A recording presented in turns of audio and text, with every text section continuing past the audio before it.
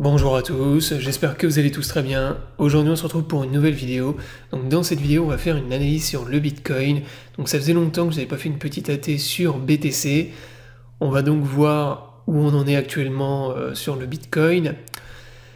Et comme d'habitude, je vais vous présenter les différents scénarios que moi j'anticipe sur Bitcoin pour les semaines et les mois à venir. Avant de démarrer la vidéo, si vous êtes intéressé par le trading des crypto-monnaies, je vous invite à me rejoindre sur l'exchange Bitget. Actuellement, vous avez la Coupe d'Europe des traders 2023, donc si vous tradez les futurs sur Bitget, je vous invite à vous inscrire à la Coupe d'Europe et à rejoindre l'équipe de France, puisque l'équipe de France a de fortes probabilités de gagner.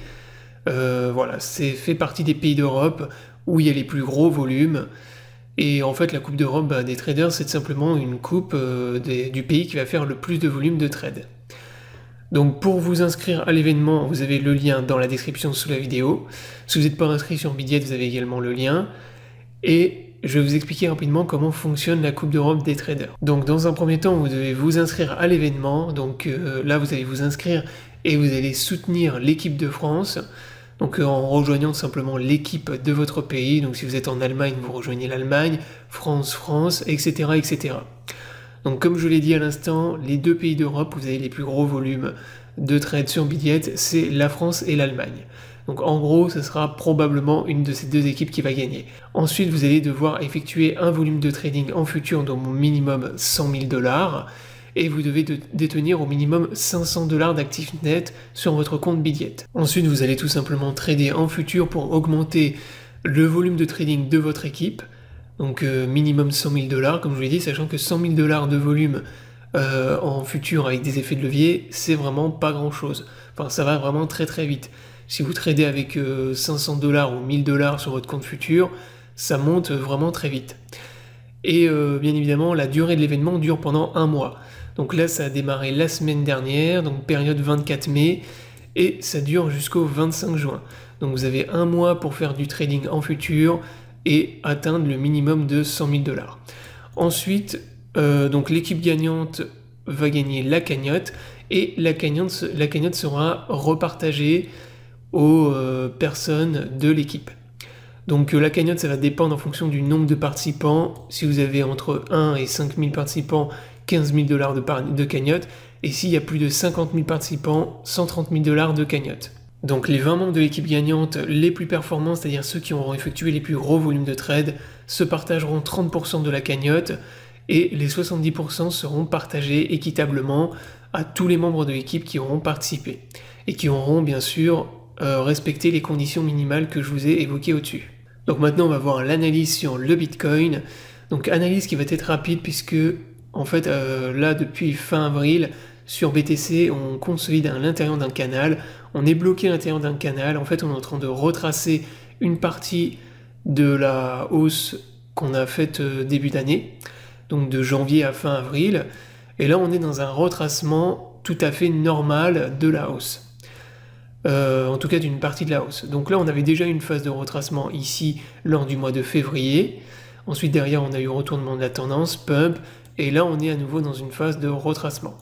On évolue à l'intérieur d'un canal, ça c'est ce qu'on peut observer actuellement sur BTC. On a plusieurs points de contact en partie supérieure et en partie inférieure, et cette nuit on est même venu retaper le haut du canal avec la zone de résistance en rouge que je vous ai mis ici. Donc là pour l'instant on est bloqué à l'intérieur d'un range, on a une zone de support ici en vert au niveau des 25 000 $, la zone de résistance ici au niveau des 28 000, et on a notre canal de retracement sur BTC. Donc là, il n'y a vraiment pas à s'inquiéter pour le moment sur Bitcoin.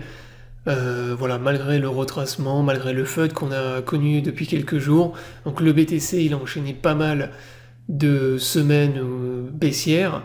Donc forcément, les gens paniquent et pensent qu'on repart dans un bear market, ce qui n'est absolument pas le cas, bien sûr. Donc là, on est dans quelque chose qui est purement correctif. Il n'y a absolument rien d'impulsif dans cette baisse, on est juste bloqué à l'intérieur d'un canal, c'est juste le temps qu'on arrive à casser le canal, à s'extraire du range vers le haut, et le Bitcoin repartira dans une tendance haussière et dans une nouvelle hausse impulsive pour remonter beaucoup plus haut. Donc pour l'instant, il n'y a absolument pas de FOMO non plus sur Bitcoin, ça c'est ce que je vous avais dit déjà il y a plusieurs mois. Sur BTC, il y a zéro FOMO, au contraire il y a toujours beaucoup de gens qui FUD le BTC, qui pense que le bear market n'est pas terminé et qu'on va repartir dans une grosse baisse impulsive. Et voilà, il n'y a absolument aucun FOMO. Comme je vous l'ai dit, la phase de retracement bloquée dans un range. Là, c'est simple, il faut attendre l'extraction du range. Si on casse et qu'on repasse au-dessus de la zone en rouge qu'on a ici, c'est-à-dire au-dessus du niveau des 28 500 $, eh bien moi je m'attends à un retour de la tendance haussière sur Bitcoin. Donc toute la zone que vous avez également ici au niveau des 32 000 $, c'est une grosse zone de résistance. Là où on a été d'ailleurs plus ou moins rejeté fin avril 2023. Si on est rejeté au niveau du canal dans cette zone, je m'attends simplement à un retracement et à ce qu'on revienne visiter le bas du canal avec la zone en verte ici. Donc en gros, le BTC qui viendrait faire un truc comme ça, hop, on revient visiter la zone verte, et ici on va retrouver des acheteurs, en tout cas les probabilités de retrouver des boules dans cette zone vont être très importantes, hop, ici, pour revenir ensuite à nouveau retester le haut du range. Soit ça, soit on casse le range directement dans les semaines à venir, et on repart dans une tendance haussière pour, on va dire, mois de juin, juillet. Probablement, en tout cas cet été, on retournera dans une tendance haussière. Mais pour l'instant, comme je vous l'ai dit, moi je suis toujours bull sur Bitcoin. J'ai toujours revendu aucun Bitcoin de ce que j'ai accumulé quand on était à 16 000 $. Donc voilà, tout ce que j'avais accumulé beaucoup plus bas. J'ai pas TP pour le moment, tout simplement parce qu'il n'y a aucun FOMO sur Bitcoin ou sur les cryptos. J'attends qu'il y ait à nouveau du FOMO, c'est-à-dire que la majorité des lambda repassent bull, se mettent à nouveau à FOMO sur Bitcoin, ce qui là pour l'instant n'est absolument pas le cas. Donc la psychologie du marché, c'est très important, c'est aussi important si ce n'est plus que l'analyse graphique et l'analyse des indicateurs. Donc voilà en gros pour mes scénarios et ce que j'anticipe pour les semaines à venir.